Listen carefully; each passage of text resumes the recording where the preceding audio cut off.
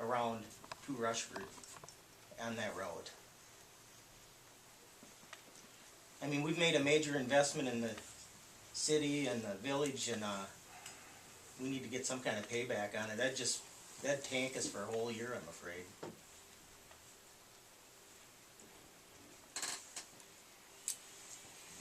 How about coming across there by, the Four Corners, right up on top, go out across by, Meyer Farms and then hit the highway going over to, Money Creek, Haven? I think it's 26. And coming into town on Park Street. I mean, there'll be a few days that I won't be able to use it, I suppose. Park's allowed. Park's allowed. Sure. Park Street is. That's a county road. To get off, to get that finished. That's what we gotta work on, to get it finished. And you're saying Park Road is tolerable for semis? Sure, Is that- it's a county road. So is Highway 30. So what how I'm saying long- is up on top by, I don't know whose farm it is, but it goes north on Gravel Road and comes out on the Four Corners right here at top. So what would the time frame be using that route? Do we have, I mean, are we talking a week, a month, or 3 months? It would be most likely for, if you're trying to get into town, it would be the duration of the project. Almost the whole project. The whole project time? Which is What is devastating. mostly busy time for you guys? We are busy as feed truck and grain, we're busy May through October. We have got, how many trucks did you say? 1,800. 1,800, we Grain got is 4,000. busiest time's October. But we're They're hauling all grain. big. All September year. and October Yeah, is the September, big October. months for grain. But we got 6,000 September, trucks. October is the most busy time? Pardon? Yeah. September and October is the most No. For busy hell, time? For May grain to is October. probably, 80-85% of it. But for our feed operation, it's every day. And Josh, And we haven't touched on. what, the section, Yeah. the section from May Street West to Park Street, when is that scheduled in the work plan? From May until July.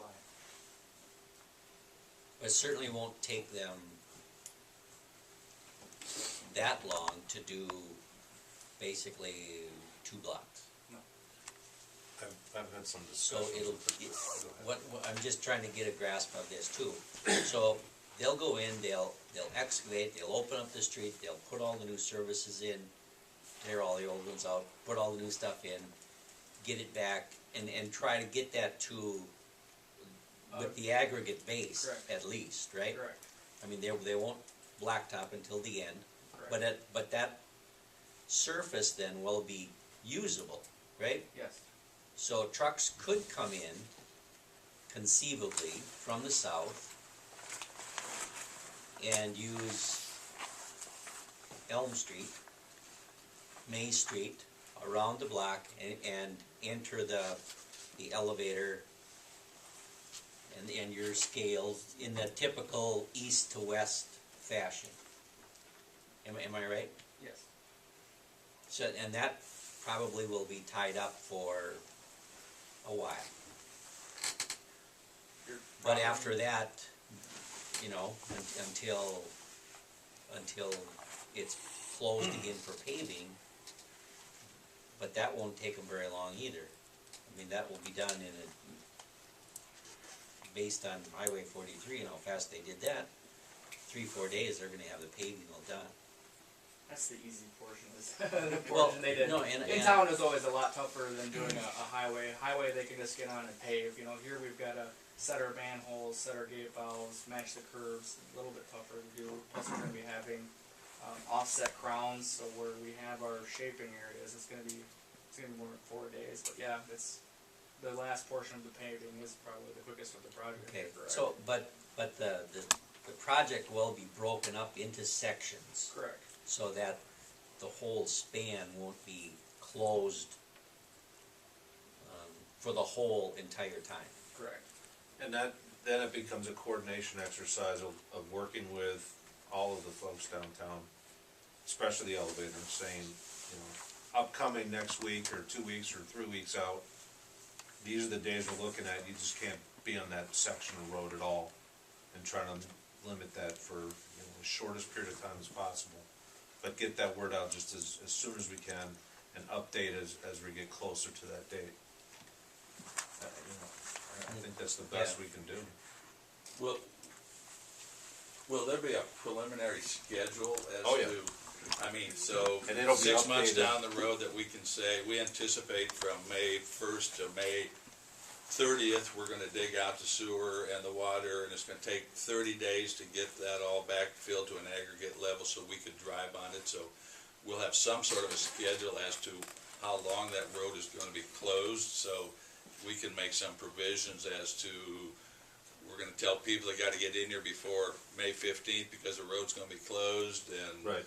by June 15th, we're gonna have some opportunity to use our scale and our feed trucks come back in again. I mean, if we could see some sort of a schedule, and I understand rain and workloads and all those type of things, but at least we could have some planning to adjust our operation to accommodate what's gonna be a disaster.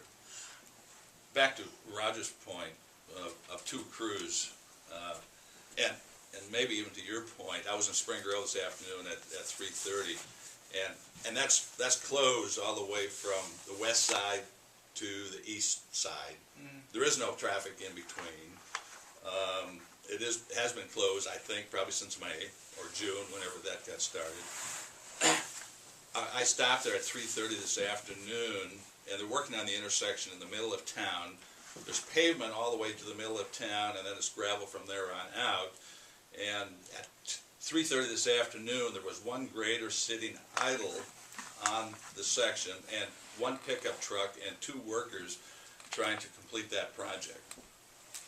I mean, how frustrating will it be for a merchant on Main Street to think my business is almost closed, and I've got 3 people working on a huge project that's been closed for 5 months. And I just think if we have that disaster here in Rushford, and I'm not speaking just for the elevator, I'm speaking as a citizen of this town, that it's gonna be a disaster. I mean, we're gonna lose some businesses. We'll think the flood was a tough spot. This will be as tough, I believe, or tougher. So, I think we need some real coordination as to this project and how we can get it done in sections so that we have the least amount of disruption for our businesses in town. I mean, it's a 30-mile extra trip on a truck feed is labor and mileage, and that's our margin on feed. We're not doing this project for the benefit of the construction company. No. You know, we fully intend to be in their grill and making sure that they're working to get it done. And that's why we're mainly here, not to gripe, but just to make sure it's not gonna be a Spring Grove situation where we're sitting there for 6 months, not be able to get stuff in and out of there. I went through one of these projects, we took the whole downtown out. Believe me, this is not something that we wanna do. If we didn't have an 1895 sewer pipe that was cracked and falling apart, and water mains that were having problems, we wouldn't be doing this project. We just paved the street, but we can't.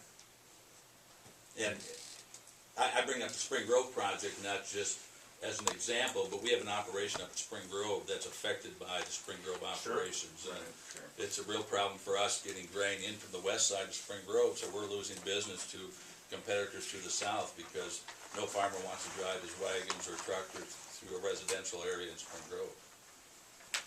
It'll be very helpful if you're right at our meetings.